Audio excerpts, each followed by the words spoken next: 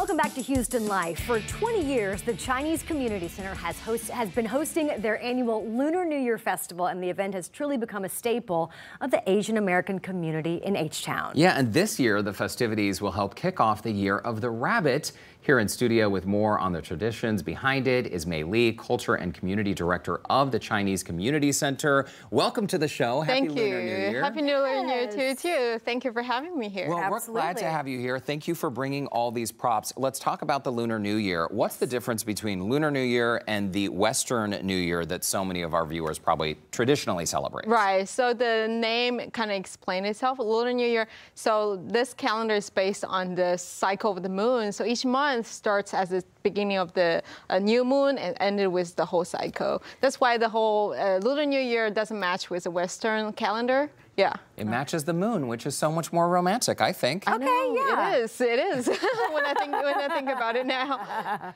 All right, so what are the Lunar New Year zodiacs and this year's zodiac? All right, so we have 12 animals. You can see here we have paper cutting arts over here. So it lists all the animals, starting with the rats, surprisingly, with ox, tiger, dragon, monkey, dog, pig. And this year is the year of rabbit. I believe it's over here. Okay. And what's the significance, Mei Li, of the Year of the Rabbit? So since you mentioned the lunar sounds, the moon sounds so romantic, we love the figure of rabbit, especially we think there's a very magical rabbit living in the moon. So rabbit is a symbol of elegance, peace and quiet, and that's what we hope that this figure can bring to a lot of people right now. I know it's a very popular time for a lot of our friends to celebrate. What are some of the traditions that we've come to see you guys Oh my God. with? So many, right? I know, look at this. This is a really small part of it. So to this side, you can see that's a paper cutting.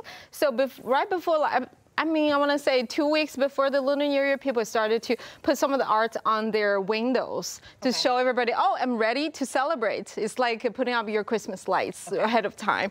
And some people will land up the lanterns, red lanterns, and this, we call it Chinese nut. And this is the full version of it. So you can see it has a lot of nuts in there. That's why we call it not the eating nuts. So this whole thing is made with one single rope. So that's a symbol of a whole family, whole community, really close together. It's a unity, symbol of unity. So we normally hand it in our family. That really is beautiful. It is. Also, red is probably the most common color we see around the time of Lunar New Year. Yes. That's because red is considered good luck? Yeah, red is the strongest, the powerful, good luck color. So during Lunar New Year time, you want to try to wear red as much as possible. Okay. Yes. Red lipstick count? Does red lipstick count? Yeah, red lipstick, scarf, whatever.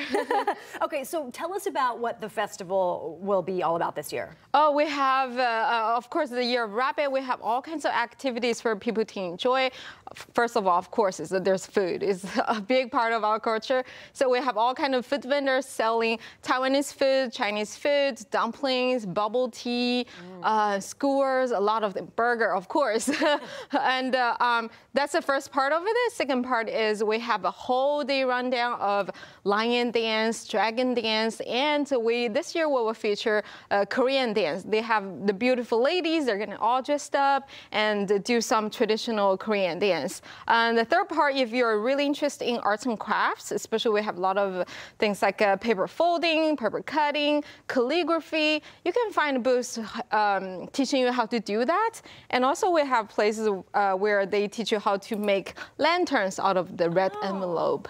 That's super cool. Hey, Really sign me up cool. for that Chinese calligraphy class. Yes. Yeah. That sounds really interesting. We had the info on our screen just a moment ago. Again, this is totally free. Anyone is invited to attend. Yes, everybody. We want to have everybody to come over to Chinese Community Center to celebrate this Lunar New Year festival. Yes. It sounds like they have enough food for a lot of people, but do you have enough food for me alone? I feel like I could take that out of what you mentioned. I feel you. I feel you. Mei Li, thank you so much. If you'd like more information about the festival, we have shared a link on the Seen On section of our HoustonLife.tv website.